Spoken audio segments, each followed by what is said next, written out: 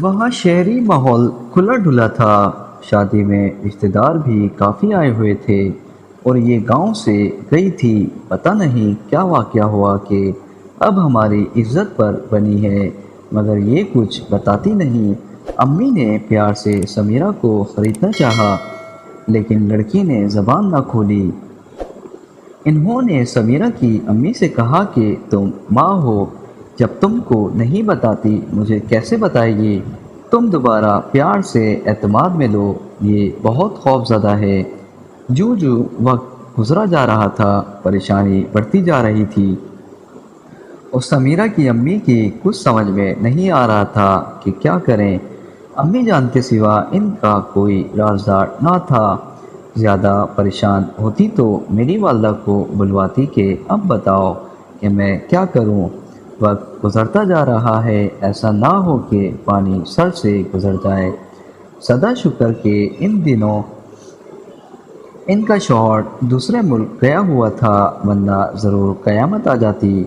سمیرہ کی ماں کا کہنا تھا کہ بیٹی کی غلطی کے بارے میں اس کے باپ کو بھنک بھی پڑ گئی تو وہ ہم کو زندہ نہ چھوڑے گا۔ اس کی آمد سے قبل ہی اس مسئلے کا حل نکالنا ہوگا۔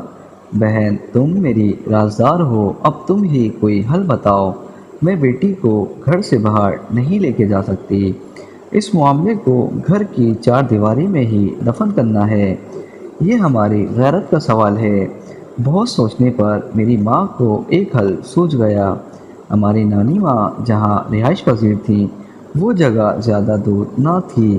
ان کے گھر کے سامنے ایک نرس عرصے سے رہتی تھی، جس کا نام سارا تھا۔ کالے رنگ کی موٹی سی عورت، جس کے نیم نقش معمولی سے تھے لیکن ہر وقت بنی ٹھنی رہتی تھی۔ وہ کچھ لالچی بھی تھی، تبھی محلے میں مقبول نہ تھی۔ صرف ضرورتمند لوگ اس سے تعلق رکھتے تھے۔ سارا ایک سرکاری اسپتال میں ملازمت کرتی تھی۔ اس کی کبھی رات کی ڈیوٹی ہوتی تھی تو کبھی دن کی۔ جب وہ فارغ ہوتی، گھر پر رہتی، محلے کی ضرورت مند عورتیں اس کے پاس بیماری یا تکلیف میں مدد کی طلب ہوتی تو وہ ان سے خاصی رقم لیتی اور کسی سے ذرا بھر رعایت نہ کرتی۔ سارا کی کوئی اولاد نہ تھی، جانے کیوں پھر وہ اس قدر لالچی تھی۔ والدین بھی نہ تھے، کسی نے کبھی اس کے گھر کسی رشتہ دار کو آتے جاتے نہ دیکھا۔ وہ جب ڈیوٹی دینے جاتی تو دروازے کو تالا لگا کر جاتی، ڈیوٹی سے واپس آتی یا تو گھر کا کام کرتی یا سو جاتی۔ محلے میں کہیں آتی جاتی نہ تھی۔ ہاں اگر کہیں کوئی بیمار ہو جاتا تو اس کی ضرورت پڑتی تو بلانے پر وہ آ جاتی۔ وہ خوش اخلاق نہیں تھی، اسی لیے اپنی فیس پوری لیتی تھی۔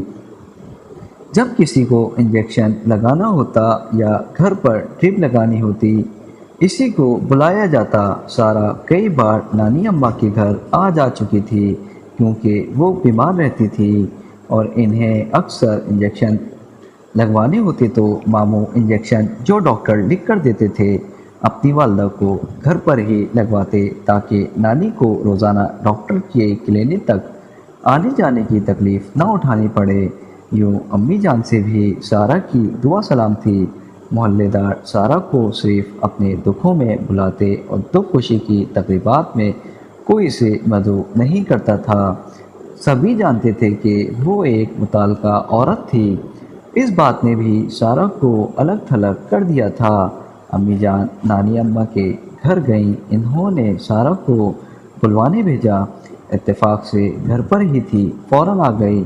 وہ سمجھی کہ نانی ماں کو انجیکشن لگانا ہے، مگر یہاں مسئلہ ہی کچھ اور تھا۔ امی نے کچھ دیر تنہائی میں اس سے بات کی اور پھر اسے ساتھ لے کر سمیرہ کے گھر چلی گئیں۔ سمیرہ کی ماں نے مسئلہ بتا کر کہا، روپے جتنے چاہو گی ملے گا، مگر تم کو اپنا منہ بند رکھنا ہوگا اور ہماری عزت رکھنی ہوگی۔ لڑکی گھر سے باہر نہیں جا سکتی۔ اس راز کو گھر کی چار دیواری میں ہی دفن کرنا ہوگا۔ اب ہماری عزت تمہارے ہاتھ میں ہے۔ سارا نے 50,000 روپے کا مطالبہ کیا اور دوسرے روز آنے کا وعدہ کیا۔ دوسرے دن وہ ایک چھوٹا سا بیگ لے کر آ گئی۔ اس نے سمیرہ کو انجیکشن لگایا اور سمیرہ کی ماں سے کہا رقم ادا کر دو اور فکر نہ کرو، تمہاری عزت پر آنچ نہیں آئے گی، یہ راز گھر کی چار دیواری میں دفن ہو جائے گا۔ انجیکشن لگانے کے بعد رقم بیگ میں ڈال کر وہ چلی گئی۔ اب بھی اسے گئے چند منٹ ہی گزرے ہوں گے کہ سمیرہ تڑپنے لگی کہ آخر کار اس کی روح آسمان کی طرف پرواز کر گئی۔ رشتہ دار، آس پاس کے پڑوسی سب سمیرہ کے گھر جمع ہو گئے۔ ہر کسی کو سمیرہ کے یوں اچانک مرنے کا دکھ ہوا۔ اس کی موت پر ہر آنکھ اشکبار تھی۔ خان کی بیوی بھی صدمے سے نڈھال تھی۔ ظاہر ہے کہ اکلوتی جوان بیٹی کی ناگہانی موت کا ان کو صدمہ بے پناہ تھا۔ امی کو خبر ملی، وہ فوراً ان کے گھر چل پڑی۔ میں بھی ساتھ، ہولی کے میری وہ اہم جولی تھی۔ ہم نے آخری دیدار کیا تو دل ٹوٹ گیا۔ وہ کفن میں لپٹی ہوئی گہری نیند سو رہی تھی۔ اس کا چہرہ کفن کے لٹھے کی طرح سفید تھا۔ موت نے اس کے تمام راز اپنے سینے میں چھپا لیے تھے۔ موت کبھی کبھی پریشان لوگوں کی دوست ہو جاتی ہے، ان کی رسوائی کو اپنے وجود میں سمیٹ کر ان کو سکون کی گہری وادیوں میں لے جاتی ہے۔ آج سمیرہ کے لبوں پر کبھی نہ ٹوٹنے والی خاموشی تھی۔ اب اس کے گھرانے کی عزت کو کوئی خطرہ نہ تھا۔ وہ گھر کی چار دیواری میں محفوظ ہو چکی تھی۔ باپ کی آمد کا بھی انتظار نہ کیا گیا۔ اسے چچا نے حویلی کے اندر بنے قبرستان میں دفن کیا۔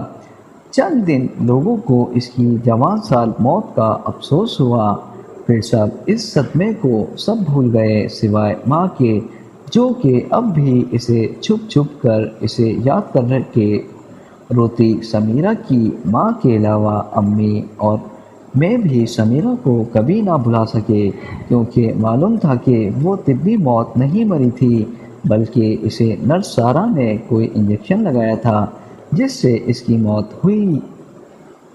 ان دنوں مجھے اس کی موت کا بہت دکھ تھا، تاہم میں نہیں جانتی تھی کہ سمیرہ کو کیوں انجیکشن لگایا گیا۔ یہ ضرور جانتی تھی کہ وہ سارہ کے انجیکشن لگانے کی وجہ سے مری تھی۔ مجھ کو سارہ سے وحشت ہو گئی۔ نانی اماں کے گھر وہ نظر آتی جاتی تو میں نفرت سے منہ پھیر لیتی۔ میرا بس نہ چلتا تھا کہ ہر ایک کو بتا دوں کہ اس عورت نے کوئی انجیکشن لگایا تھا جس کی وجہ سے سمیرہ کی موت ہوئی ہے۔ اماں نے سختی سے منع کیا تھا کہ کسی سے انجیکشن والی بات مت کرنا، ان کے گھرانے کی عزت کا سوال ہے۔ بہت عرصے تک مجھے اس معاملے کی سمجھ نہ آئی کہ عزت کا سوال کیوں ہے کہ جس کی وجہ سے اتنی پیاری خوبصورت لڑکی جان سے چلی گئی اور سمیرہ کی امی پھر بھی خاموش رہیں۔ وقت گزرتا رہا، یہاں تک کہ میں پوری طرح سمجھدار ہو گئی، زمانے کی اونچ نیچ کو سمجھنے لگی۔ تبھی سمیرہ کی ساری کہانی میری سمجھ میں آ گئی، ساتھ یہ بات بھی معلوم ہو گئی کہ عزت کے سوال کا کیا مطلب تھا۔ مجھے اس نرس سارہ پر ابھی بھی غصہ تھا کہ اس نے محض چند روپوں کی خاطر میری دوست کو غلط انجیکشن لگا کر مار دیا۔ مجھے یقین تھا کہ اس ظالمانہ فعل کی اللہ کی طرف سے اسے ضرور سزا ملے گی۔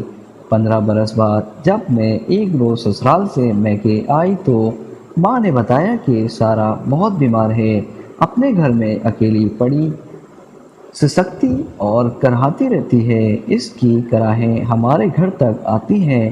مجھے دکھ ہوا کہ وہ عورت جس نے عمر بھر مریضوں کی خدمت کی تھی، آج اس کی خدمت اور تیمارداری کرنے والا کوئی نہ تھا۔ چند محلے دار البتہ کبھی کبھار یوں ہی رسماً جھانک لیتے تھے۔ اماں نے کہا کہ اس عورت کا نصیب بہت دیا، امی چلو ہم جا کر اسے دیکھ آتے ہیں۔ تیمارداری نہ صحیح، عیادت ہی صحیح، یہ بھی تو ثواب کا کام ہے۔ میرے کہنے پر امی سارہ کو دیکھنے گئیں۔ وہ چارپائی پر پڑی تھی، زندہ تھی مگر مردوں سے بدتر تھی۔ وہ اتنی نحیف ناتوں تھی کہ اٹھ کر پانی بھی نہ پی سکتی تھی۔ اسپتال کی ایک نرس دن میں ایک بار تھوڑی دیر کے لیے آتی اور اس کے کچھ ضروری کام کر جاتی تھی۔ میں نے حیرت سے اس کے مڑے ہوئے ہاتھوں کی طرف دیکھا، شاید بیماری سے وہ ٹیڑھتی ہوگی۔ تبھی مجھے سمیرہ یاد آ گئی۔ سوچنے لگی، انہیں ہاتھوں سے اس عورت نے سمیرہ کو انجیکشن لگایا تھا۔ خدا جانے اور بھی کتنی معصوم لڑکیوں کو انجیکشن لگایا ہوگا، اس کی سونے جیسی جوانی کو مٹی میں ملایا ہوگا۔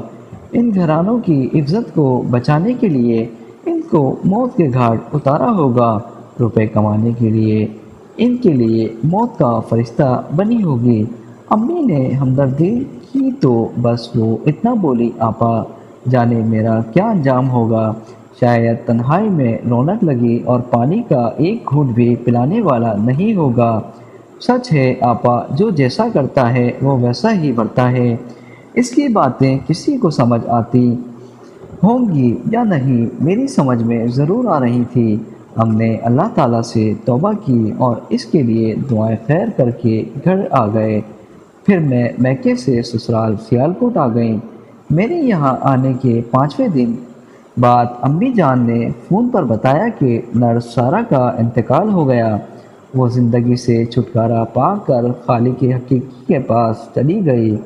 کچھ نیک محلے داروں نے مل کر اس کی تدفین کر دی تھی۔ کچھ کہانیاں ادھوری ہی رہ جاتی ہیں، عزت کے نام پر کافی ظلم ڈھائے جاتے ہیں۔ اس دنیا میں تو کسی کو پتہ نہیں چلتا، لیکن کیونکہ جیسے سب کو معلوم ہوتا ہے، اسی عزت کے نام پر سب رازوں سمیت ہمیشہ کے لیے موت کی نیند سلا دیا جاتا ہے۔ اب سوال یہ ہے کہ آخر سمیرہ کے ساتھ زیادتی کس نے کی؟ نرس نے معصوم سی کلی سمیرہ کو کس کے کہنے پر موت کے گھاٹ اتارا؟ اس کہانی میں کوئی تیسرا شخص بھی ملوث ہو سکتا ہے۔ دوستوں، آج کے لیے فی الحال اتنا ہی۔ ملتے ہیں پھر ایک نئی ویڈیو کے ساتھ۔ اپنا بہت سارا خیال رکھیے گا۔ تب تک کے لیے اللہ حافظ۔